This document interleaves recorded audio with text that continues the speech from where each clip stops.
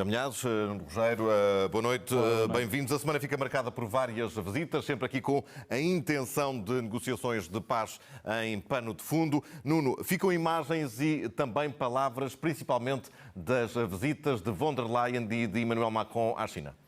É verdade. Convém dizer que a senhora von der Leyen está incluída, ou estava incluída na delegação francesa, apesar de representar a União Europeia, portanto não estava a representar nenhuma Secretaria de Estado francesa ou nenhum Ministério francês. E há duas partes deste encontro que são importantes. Uma que não tem muito a ver connosco e que tem a ver com as relações comerciais e industriais e tecnológicas entre a União Europeia e a China, e a França e a China, onde, curiosamente, houve uma assinatura de uma série de acordos que parecem ser a cópia dos acordos que tinham sido celebrados entre Vladimir Putin e Xi Jinping. São as mesmas coisas, alta tecnologia, medicina, agricultura. Dá a ideia que os chineses têm uma espécie de uma pauta, é assim, os acordos a celebrar são estes. A questão da Ucrânia, obviamente, era a mais importante, mas os chineses fizeram a intenção de dizer não é isto que nos vai separar. Nós temos mais coisas em comum de coisas... E, portanto, esta história da Ucrânia é importante, mas não é o único assunto. Mas quanto à Ucrânia... O grande problema é que uns falam francês e outros falam chinês. E há um grande problema, às vezes, nas traduções sobre o que é que exatamente foi dito, sobretudo aquelas palavras que podem marcar a história. Por exemplo, há quem diga que Xi Jinping terá dito sobre o encontro com Zelensky que ele seria feito quando fosse conveniente para ele. Mas não se percebeu se o ele era ele, Xi Jinping, ou se era ele... Não, ou se ele Zelensky. Se ele Zelensky, claro. E noutra versão é quando fosse conveniente, já tinha desaparecido o ele. Isso é só uma das... Outra coisa que eu acho que fui autorizado a dizer, por uma das pessoas que participou, a certa altura, Emmanuel Macron diz a Xi Jinping: nós somos amigos da China, temos boas relações e temos a certeza que a China não vai vender nem armas, nem tecnologia que possa servir para a guerra na Ucrânia. E Xi Jinping terá dito uma coisa que foi traduzida assim: meu caro Sr. Presidente, isto não é a minha guerra. Se estas coisas se passaram assim e passa o erro de tradução ou passa a possibilidade dos tradutores traírem, mostrou que a China está a considerar este encontro como algo que é mais importante para ela do que o encontro com Vladimir Putin. Porque repara, quem é que trouxe, o que é que o Sr. Macron trouxe na bagagem? Trouxe 50 empresários da EDF, Eletricidade, trouxe a Airbus, trouxe as indústrias de luxo e as indústrias de serviços, e num dos encontros vamos ver aqui a plateia, que me parece importante. Tens aqui a mesa central, depois tens ali marcado 1, 2, 3 e 4, tens a 1 é o Ministro dos Negócios Estrangeiros do Partido Comunista Chinês, depois o 2 é o Ministro dos Negócios Estrangeiros do Conselho de Estado, portanto do Governo Chinês, 3 tens uma pessoa que vou falar já outra vez, que é o embaixador chinês na União Europeia, e 4, o senhor Lu Han, que é um dos homens mais poderosos da China. Ele é o secretário pessoal de Xi Jinping. Ele é, no fundo, os olhos e os ouvidos de Xi Jinping. E estes homens seguiram tudo o que se disse e, portanto, mostra que o nível desta conferência foi muito grande. Aquele senhor que eu referi ali, o Sr. Fu Kong, que é o ministro, que é o embaixador da China na União Europeia, deu duas entrevistas, uma mais recente ao New York Times e uma mais antiga, antes de partirem para esta missão, em que diz coisas muito interessantes, e essa entrevista é uma cadeia de televisão chinesa, e diz coisas muito interessantes. Diz, por exemplo, o seguinte: meus caros amigos, esta história de a nossa amizade com a Rússia ser para sempre, ser eterna, isto é retórica. Ele diz isto na entrevista: não se prendam demasiado às palavras. Tudo aquilo que foi dito entre Xi Jinping e Vladimir Putin é, sobretudo, palavras. Nós estamos contra a invasão, nós não reconhecemos a anexação, somos contra a anexação, mas compreendemos que a Rússia, na sua posição, tenha problemas de segurança com a NATO. Portanto, esta é a mensagem, foi também a mensagem que passou aqui. Agora, o que é que valem as palavras da China? Esse é que é o grande problema que nós temos de perceber. Quer dizer, para além das palavras, em que é que isto se consubstancia em política real? E não temos uma resposta absoluta para isso. A China, por um lado, diz que está interessada em proclamar a integridade territorial da Ucrânia, mas nunca o diz claramente. Ou seja, as intenções da China podem ser só intenções. E, sobretudo, as palavras, se não são claras, tu não ficas com a certeza de que as intenções sejam mesmo essas. Por exemplo, a não proliferação. Eles estão contra a proliferação e a passagem de armas nucleares para a Bielorrússia. Mas porquê que nunca pronunciam o nome de Bielorrússia no discurso? Esse é o problema. E depois há também uma China que nós conhecemos, que é uma China que infelizmente não convive muito bem com o protesto. Este vídeo foi tirado em Nanjing. Estas são desportistas de esgrima ucranianas no Campeonato do Mundo de Nanjing. Isto passou-se no fim de março. Elas tentam protestar a favor da Ucrânia para um vídeo interno, portanto, da sua federação, mas mesmo isso não é consentido pelos funcionários. Não deixou fazer. De uma forma mais ou menos cordata, e depois aparece até um homem que achávamos que era um jornalista, mas não é um homem da segurança, que vem em direção às câmaras e diz assim: desculpem, deixem-nos fazer o nosso trabalho. Como quase quem pede desculpa, desculpem esta pequena repressão. Mas esta é a China de hoje. Por fim, vários caíram nesta piada. Há quem diga que o Sr. Zelensky, depois de tudo isto, disse: não me telefone, então agora também já não quero que me telefone. Agora, eu dei-lhe uma mão aberta, agora é um punho fechado. Isto realmente apareceu no Twitter por uma conta chamada Spriter, ou Spriter. Toda a gente sabe que isto é uma conta de provocação. Mas, no entanto, houve algumas pessoas que imaginam que acharam... Não é verdade que Zelensky tenha dito que já não quer o encontro com os responsáveis chineses. Não é verdade, é totalmente falso. Está aqui o vídeo, está aqui o Twitter falso, mas houve pessoas que caíram nisto. Até um general português na reserva. Não sei, há pessoas... Que vai anunciar na televisão que isto que era verdade.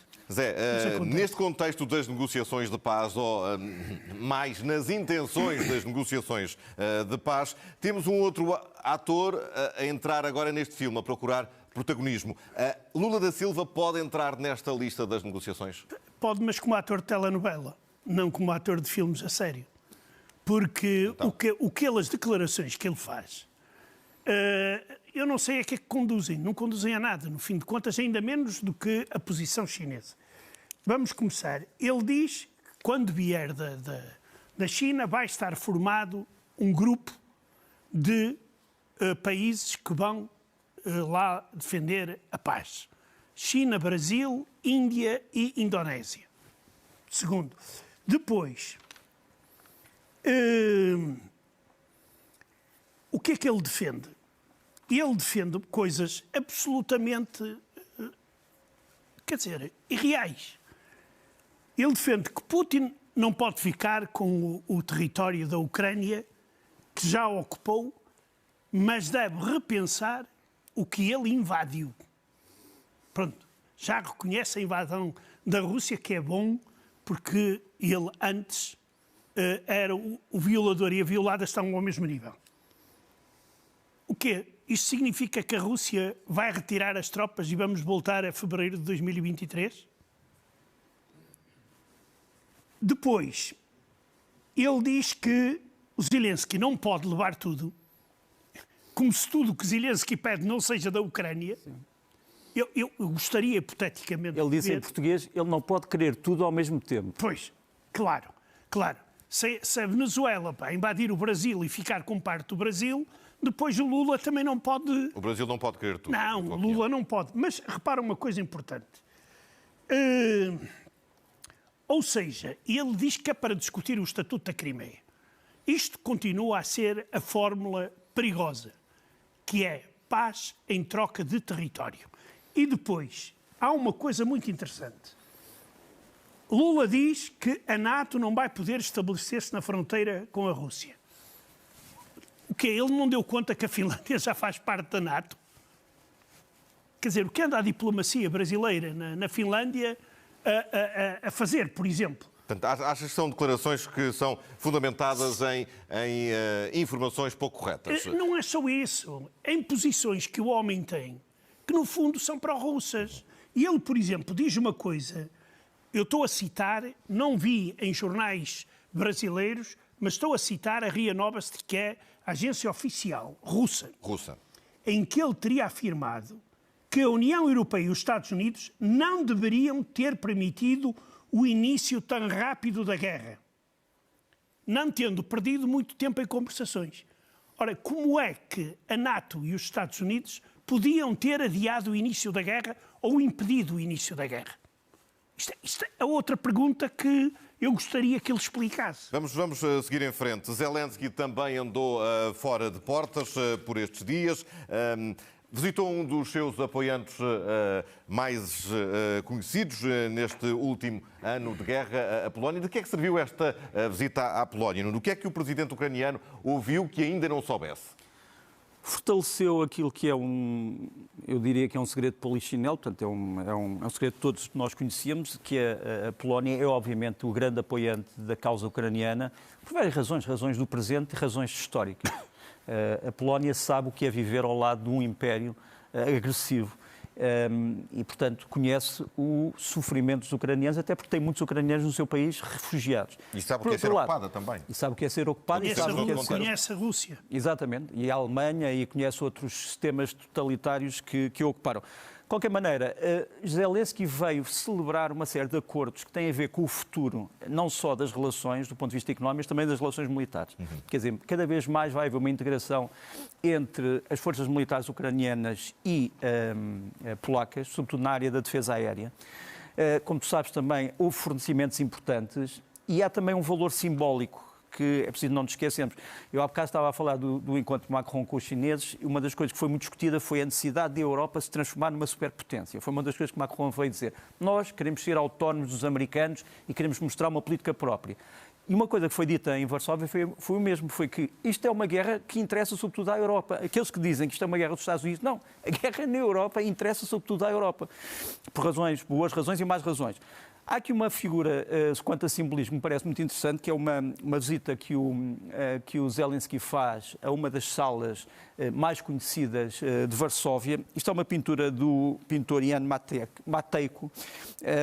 Refere-se a dezembro de 1581, portanto, um ano depois de Portugal ter perdido a sua independência para a dinastia filipina, e mostra o cerco de Pskov, portanto, no século XIX, no século XVI, em que os boiardos, portanto, os senhores feudais, no fundo, que estavam, alguns deles sitiados dentro da cidade, uns eram a favor do Ivan Grozny, outros não, vêm, no fundo, prestar uma quase vassalagem ao rei da Polónia, na altura, o Stefan Batory, que conquistou uma importante vitória em Pskov, como nós sabemos, no século XVI.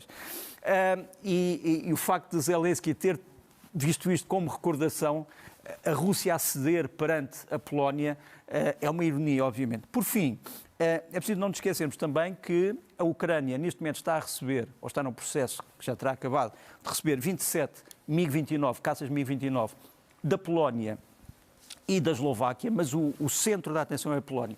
E uma das coisas que foi dito foi que a Polónia vai continuar a fornecer estes aparelhos de outros membros da NATO que foram membros do Pacto de Varsóvia, sobretudo da Bulgária. Se isto vai ser possível para apoiar a tal contraofensiva de que todos falam, ainda cedo para dizer. Mas, desse ponto de vista, a reunião acabou por ser importante e a visita que Zelensky sobretudo fez emocional, sobretudo emocional, emocionante e acelar uma amizade entre dois povos. E tive a oportunidade de visitar também muitos ucranianos que no último ano e meio fugiram para este país. Foi ali que encontraram abrigo.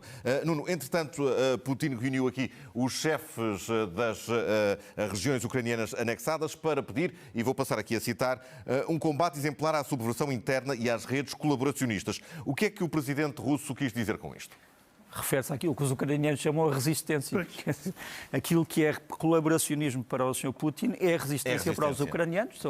São os atentados contra figuras gradas dos anexionistas. Aquilo que o Zé Miguel estava aqui a dizer serve também de pretexto para dizer o seguinte: estes 4 homens que nos vão aparecer aqui, que são realmente os líderes proclamados por Moscovo das 4 repúblicas que terão sido integradas e que são parte da Ucrânia, estão aqui com poucos sorrisos. É curioso porque quando foi celebrada a anexação eram todos sorrisos. Aqui estão com muito poucos sorrisos.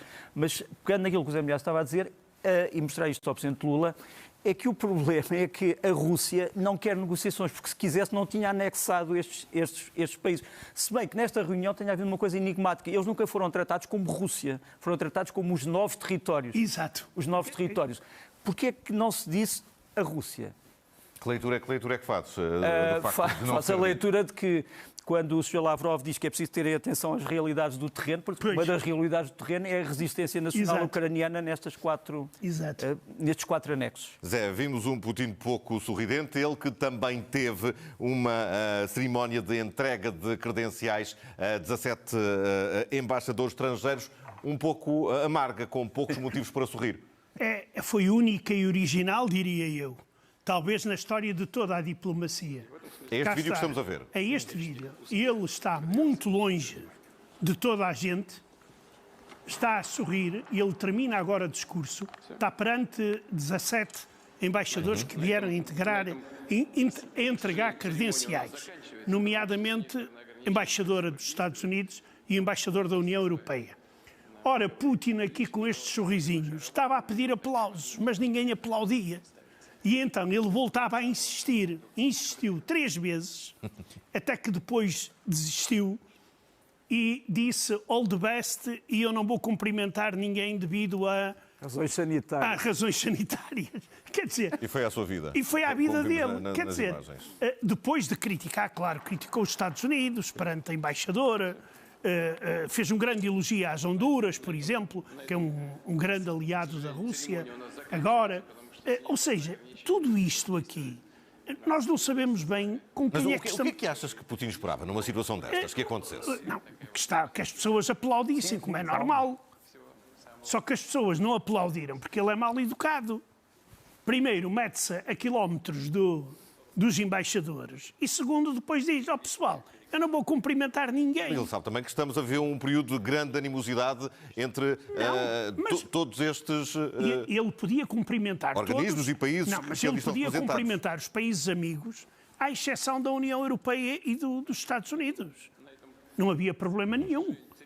Era uma forma até de marcar. Mas agora, isto é a paranoia que Putin tem de estar entre pessoas, João. E ele tem medo de estar entre pessoas, de apanhar alguma infecção. Zé, tu trazes um outro vídeo que nos mostra como é que a oposição ao Kremlin se mostra hoje em dia. Que vídeo é este?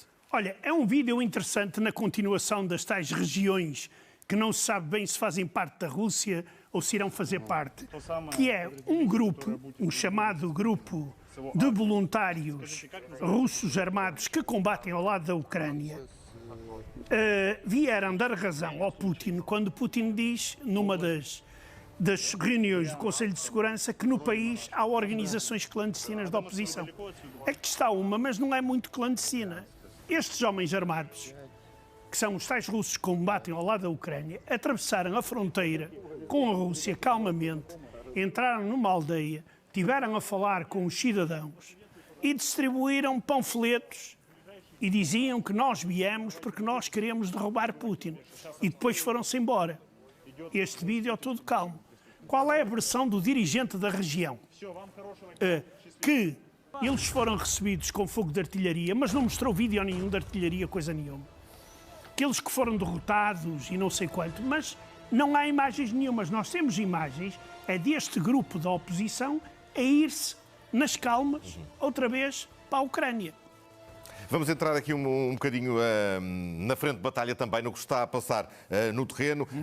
A luta por Bakhmut continua a ser aquela que tem sido mais mediatizada. São diversas as informações, nomeadamente do interior do grupo Wagner, que garantem o controle, mas ao mesmo tempo a verdade é que os combates continuam. O que é que se está a passar concretamente no terreno? Aquilo que nós sabemos de última hora é a continuação de algo que dissemos na terça-feira. A Ucrânia retirou, digamos, praticamente todas as suas forças da parte oriental da cidade e estabeleceu a linha de caminhos de ferro que divide mais ou menos o ocidente do leste da cidade como a linha de defesa. E isso parece estar confirmado. O comunicado hoje do Ministério da Defesa britânico lança alguma confusão porque se refere a factos algo antigos. Eles dizem, por exemplo, que a Rússia atravessou o rio Bakhmut. Mas essa travessia do rio já aconteceu há mais de uma semana. Portanto, não se percebe muito bem se este comunicado do Ministério da Defesa britânico é um comunicado que toma em conta os desenvolvimentos de hoje ou os desenvolvimentos de há uma semana. Porque depois de se ter ultrapassado o rio, as tropas russas já foram outra vez contra-atacadas. Portanto, nós temos uma situação que muda praticamente todos os dias, de rua para rua, de bairro para bairro, de edifício para edifício. O que nós sabemos é que a Ucrânia está a fazer uma coisa, está a atrair a Rússia para o centro da cidade e depois está a bombardeá-la com artilharia de largo alcance. E temos aqui um exemplo que é um ataque com HIMARS, portanto, com os tais foguetes de fábrica americano. O vídeo é muito breve, mas foi aquilo que conseguimos obter. Eles dizem que isto é uma base da Wagner, portanto, uma base de forças especiais dentro do grupo Wagner. Se não nos esquecemos que a Wagner já não está sozinha. Nós temos aqui também unidades de paraquedistas, temos unidades blindadas e temos pelo menos uma unidade de forças de operações especiais do exército russo, não da Wagner. Mas isto foi talvez um dos últimos ataques ucranianos das últimas horas. Depois, muito interessante, esta entrevista com um coronel do chamado MED, que são os Serviços Secretos Militares alemães, o coronel Ralf Fedotto, que é também o responsável pelo alerta prévio do Ministério da Defesa alemão, em que ele fala precisamente de Bakhmut, e uma das coisas interessantes é que ele vem dizer que a Rússia perdeu muito mais do que a Ucrânia pela defesa de Bakhmut, ou seja, a ofensiva, repare, este é um mapa muito parecido com aquele que nós temos estado a mostrar, portanto ali a ver tens as ofensivas ucranianas e aquela mancha vermelha é o cerco russo, nós temos mostrado isso praticamente todas as semanas, mas as coisas que ele diz é que a Rússia, desde que tentou meter-se nesta aventura de Bakhmut, perdeu mais de 5 vezes mais homens do que tinha perdido até ao fim de 2022. Quer dizer, começou a perder muito mais gente. Quando lhe perguntam o que é que ele acha da Wagner, ele diz que as dissensões entre a Wagner e o governo russo largamente são fictícias, porque, diz ele, a Wagner é um braço do Estado russo e isso não pode ser ignorado. Esta entrevista é uma entrevista muito interessante e que está disponível. Deixa também, muito rapidamente, mostrar-te este vídeo exemplificador de uma coisa que nós às vezes não falamos, que é a destruição do ecossistema, portanto, as florestas dos lagos. Aqui, uma coluna de blindados ucranianos tem que passar a andar mais depressa, mais devagar, porque há uma vara de porcos que de repente foge e, portanto, tu vês aqui os desgraçados dos porcos, vês os blindados, o inimigo está a algures, não sabemos onde, mas a destruição também da vida normal, quer animal, quer vegetal, quer humana. É um impacto da guerra do qual não se tem falado. Não nos podemos. Depois também gostava de trazer aqui uma conversa importante que se deu no dia 4 entre os chefes do Estado-Maior ucraniano e americano, em que uma das coisas que é dita, portanto foi uma videoconferência, uma das coisas que foi dita foi que, enfim, acho que não vou aqui revelar nenhum segredo de Estado, mas que a contraofensiva ucraniana que se pensa que vai existir está, de certa forma, influenciada pelas condições do terreno. Quer dizer, há veículos que só podem andar em determinado tipo de terreno.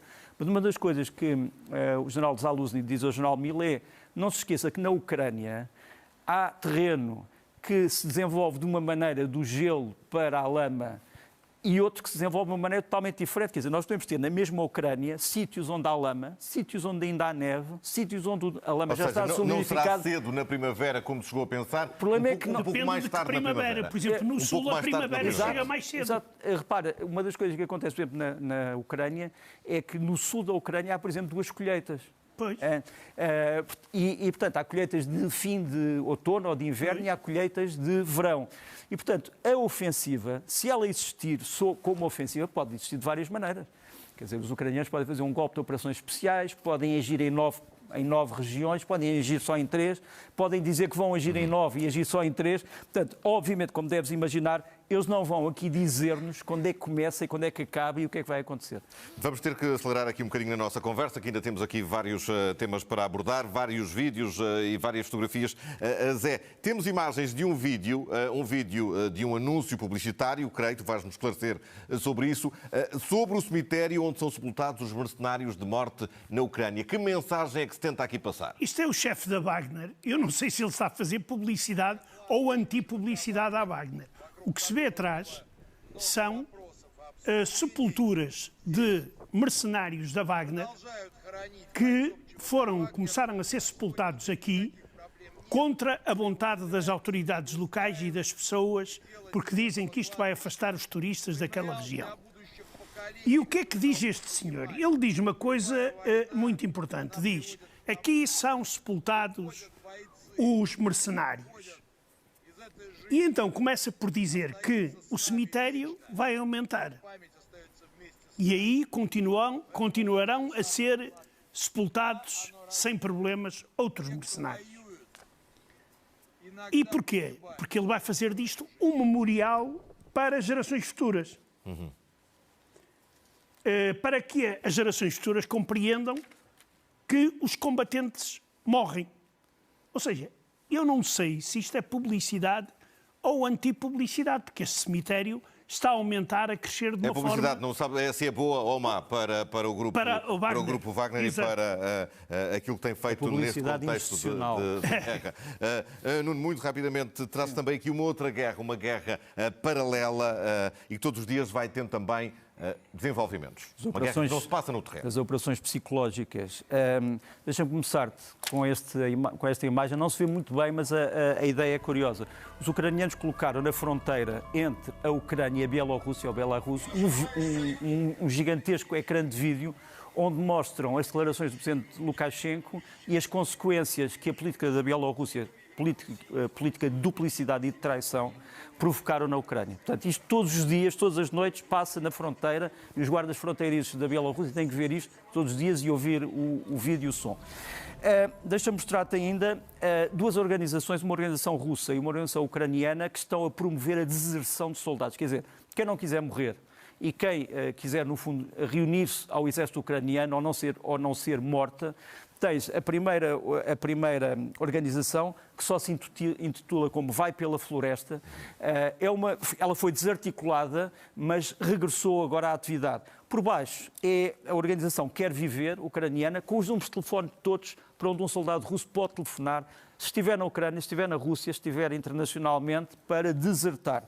Depois, a famosa história dos documentos secretos que o New York Times terá descoberto no Telegram.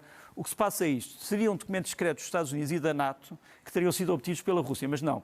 Isto é um velho estudo que foi feito, o estudo está ali à esquerda, e depois foi falsificado na internet pelo Telegram. E, por exemplo, onde os russos perdem...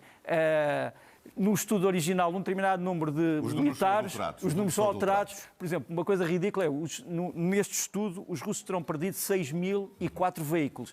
Na alteração, perderam só 600 e os ucranianos perdem sempre muito mais. Houve pessoas que caíram nisto e o New York Times também caiu nisto, mas é realmente uma falsificação. Peço que sejas muito breve nos dois vídeos que nos faltam aqui. Olha, só o Wes Anderson, que muitas pessoas conhecem porque é um dos grandes realizadores de cinema da nova geração do cinema mundial. Ele aderiu à causa ucraniana através da plataforma United 24 e vem aqui, é uma das plataformas mais importantes de donativos para a Ucrânia. E, por fim, deixa-me mostrar-te este vídeo que os ucranianos estão agora a mostrar sobre o que é que vale a Ucrânia, o que é que vale a Finlândia na NATO.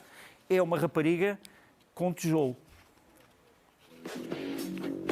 Este carro ia quase molhá-la, mas ela agarrou num tijolo e o carro andou muito devagarinho. Ou seja, já há defesa na Finlândia. Zé, há pouco nós falávamos do Kremlin, que neste contexto de guerra mostra-se agora preocupado com a língua ucraniana. Imagine-se. Porquê? Não sei, quer dizer, deve ser por causa dos novos territórios, mas eles decidiram fazer um manual para as escolas primárias com o ucraniano clássico, verdadeiro. Ou seja, o Putin diz que a Ucrânia não existe. Os patriotas dizem que o ucraniano é um dialeto russo ou um russo mal parido, como eles utilizam o termo. E agora, o Ministério da Educação russa, como já resolveu todos os problemas do ensino na Rússia, publicou um manual para os ucranianos. Quer dizer, isto seria muito bom se nós não soubéssemos. Por exemplo, na Rússia, há dezenas de povos a desaparecer porque não falam. Temos 2 minutos para 2 vídeos, um do Nuno, outro do Zé. 2 minutos é uma eternidade, É meu verdade, caro. ó, João. No total. Não é para cada um. E já perdemos alguns segundos. Olha, há quem tenha comparado esta invasão a um vírus que se espalha e que espalha a morte. Isto são 4 cidades da Ucrânia vistas antes e depois da invasão. E realmente parece um vírus. Impressionante. Impressionante. O que é que aconteceu? Zé, vamos fechar com outro vídeo, porque há aqui um lado mais ligeiro, para não dizer mesmo cómico. Eu nem sei que palavra podemos empregar aqui para definir esta situação, para qualificar, que são o que videntes e adivinhos estão a prever sobre o fim da guerra. Há televisões russas a apostar nesta área. Exato, mas há programas, nós temos vindo a falar disto. E eu peguei na senhora que vamos mostrar aqui, altamente aplaudida, porque esta vidente veio de Goa. Imagine-se. Eu não sei se ela tem origem portuguesa ou sangue, dizem que é da casta Brahma, ou brahmista. Brahma. E então a senhora, claro, diz, não, isso já está decidido no mundo ideal, que a Rússia que vai ganhar. Ainda não apareceu nenhum vidente a dizer que a Rússia aqui ia perder. Não sei se em Portugal haverá algum que ouse lá ir a Moscovo. Eu não conheço muito bem os videntes portugueses, mas isto é só para ver, por exemplo, quanto à energia, a senhora, quando pisou a Rússia, diz que sentiu de baixo para cima uma energia que ficou completamente abalada. Sendo um assunto que aqui trazem recorrentemente, podes lançar o repto e quem sabe um dia temos então um destes videntes portugueses a fazer também uma previsão sobre o que irá acontecer. Eu acho que sim. Com esta guerra. Zé Milhados, Nuno Rogério, como sempre foi. Boa Páscoa. Até à próxima. Obrigado Igualmente boa para os Páscoa. dois.